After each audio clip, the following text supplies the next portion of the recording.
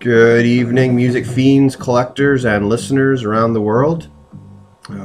Sunday, 11 o'clock, April 13th. This morning I hit the record store convention in Mississauga. It was at a really nice venue called the Capital Convention Center. And it ran from about 10 to 4. I got there really nice and early with my buddy Stefano, hoping to do some mad vinyl hauling, which we did. It was definitely one of the biggest ones I've ever been to. It was the biggest one, actually. Not that I've been to a lot. I've been maybe 3 or 4, and this was definitely the biggest. Had a lot of vendors of all kinds of music and music memorabilia. I'm going to get right to it here and not blab on too much, so I'm just going to go through some of the vinyls I picked up and just mention a bit, and hope you enjoy. Let's see what we got here. Okay, this is a reissue. The Groundhogs. They were a UK blues band. This was their debut album, Scratching the Surface. It's not my favorite album by them. It's their debut. They're still kind of very blues-based without any psychedelic influences, or as the years went on, they got heavier and heavier. But it's really hard vinyl to find. You don't see their albums too much, at least in vinyl format, and I've only been able to find reissues, and this is the first one so far. It's their debut. I'd like to definitely get their next few, but got to keep my eyes open for them. Yeah, it's from 1968, but I can't wait to listen to this one. It's a nice reissue, nice new vinyl, so it should sound really nice. I'll give it one more. Check out the cover. It's pretty cool. They're standing in a body of water. One of the guys looks like he's freezing his ass off.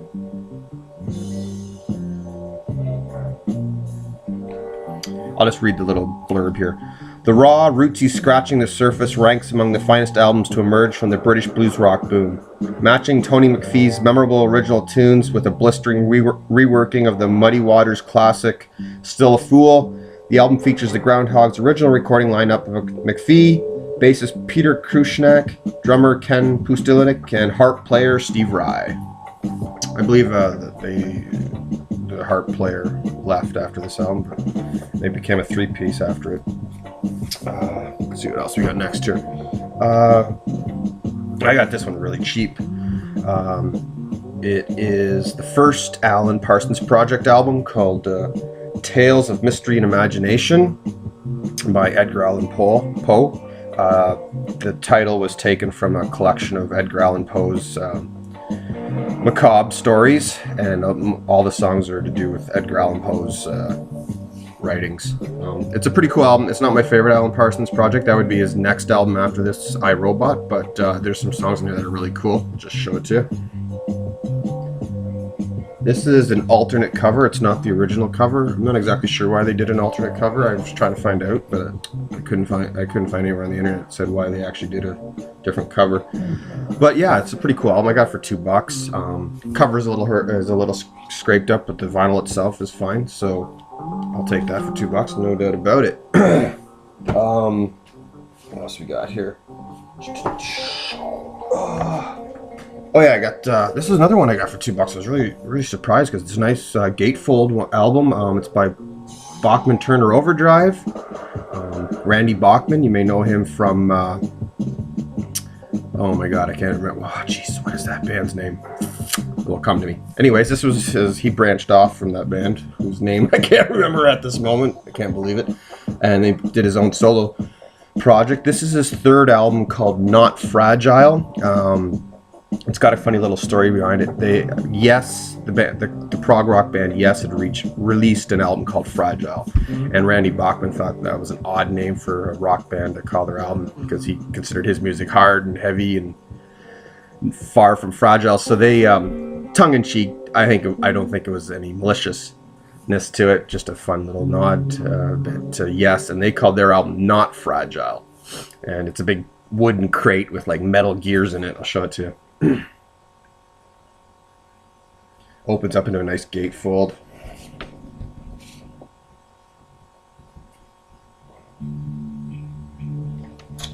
Yeah, it's a beautiful album. I got it for $2. The cover's pretty much in really good condition. The vinyl's fine. I'm not sure why they were selling it so cheap. But for $2, I was definitely gonna pick that one up. Yeah, it was their album where they really made their breakthrough. It was their third album, released in I think it was 1973. It went to #1 on the U.S. Billboard's pop charts with the big hit single "You Ain't Seen Nothing Yet," which, if you listen to any rock and roll at all, you've probably heard that song probably a million times. But I think it's a really good album. I've only heard it once in full. I've never owned it before, and I've heard it in a buddy's car on CD. So I'm looking forward to hearing the vinyl version. It should be pretty cool. Let's see what else we got next.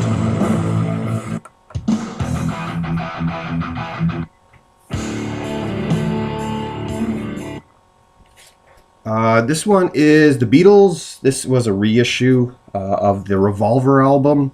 I really like this album. This is when the Beatles were really starting to get involved with psychedelia, dabbling a bit with the marijuana and the acid and other psychedelics. This is from, I believe, 1966, the Revolver album. It's kind of a cool black and white cover. Someone like sketched it, I'm not sure who. But it's a pretty neat album. This has got some of their classic songs on here, like Harrison's Taxman, their really big song, Eleanor Rigby, I'm Only Sleeping, Yellow Submarine, Tomorrow Never Knows, Good Day Sunshine, a whole bunch of classics on this album. Let's see what it says here. Revolver remastered on 180-gram vinyl. Yeah, it was $20 for that, so I don't mind paying for some of these classic bands on nice remastered around $20 now and again, especially for an album like that. What else we got? Oh, I got another Blue Oyster Cult album.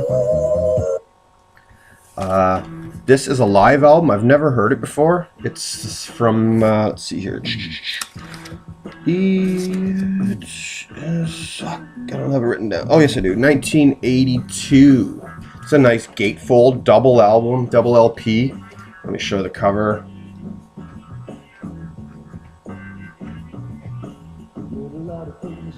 It's got some weird dude descending from some sort of ship.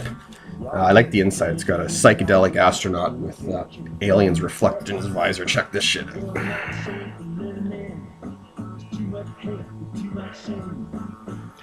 Very cool. It's got all kinds of, I like the song list on the back here. I can't wait to hear this. It's got some of the really big ones. They do a lot of old shit and new shit, so that's kind of cool. Covers kind of all their eras. I don't think it's considered their best live album, but I got this for $10. The vinyl inside is pristine, still nicely wrapped. I don't think it's ever been opened. The cover's pretty decent. So nice double gate LP by BOC. It's called Extraterrestrial Live. Got a little beer break here. I'm drinking a little vanilla porter by Mill Street. It's a nice little porter, vanilla infused porter with nitrogen in it. Makes it really creamy. This is something I was really happy to find. Actually, my buddy Stefano pointed this out to me. He already owns it, so he let me in on this one. $13 for the band Zombies' new one called Escape Velocity.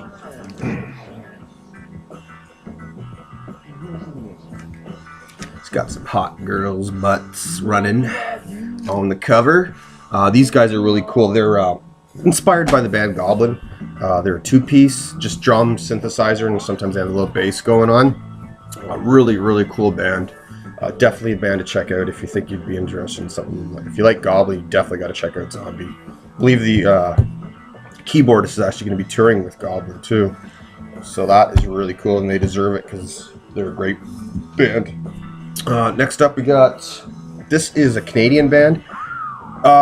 They're called Mashmakan. They're Montreal based, I believe, from the early 70s. I only ever knew their one song from a DVD called Musical Express, which was a tour that happened in like 1970, I think it is, 69 or 70, where a bunch of bands toured Canada on a train. I mean, how cool is that?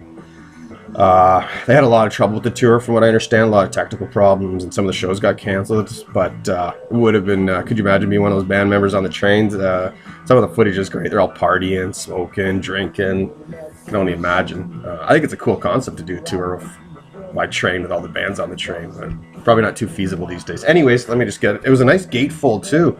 I don't know what to expect from this album. I like their single, but what was their big single? It's called As the Years Go By. Anyways, here it is. Nice gatefold, folds out. Big picture of the band. It's really nice looking, actually. I'm surprised I got this for $5. Looking online, I think it usually goes for at least 20, so definitely got a deal on this one. Not sure what to expect with this one, but I'll take it. I love collecting some Canadian bands on vinyl. And last but not least, this is my favorite Misfits album. It's a reissue by Rhino Records, who do a great job on reissues. I'm sure if it's not remastered, it's very nice sounding regardless. And it is Walk Among Us. It's the first Misfits album I ever heard, good 20, 25 years ago. Still my favorite to this day, at least for the studio album.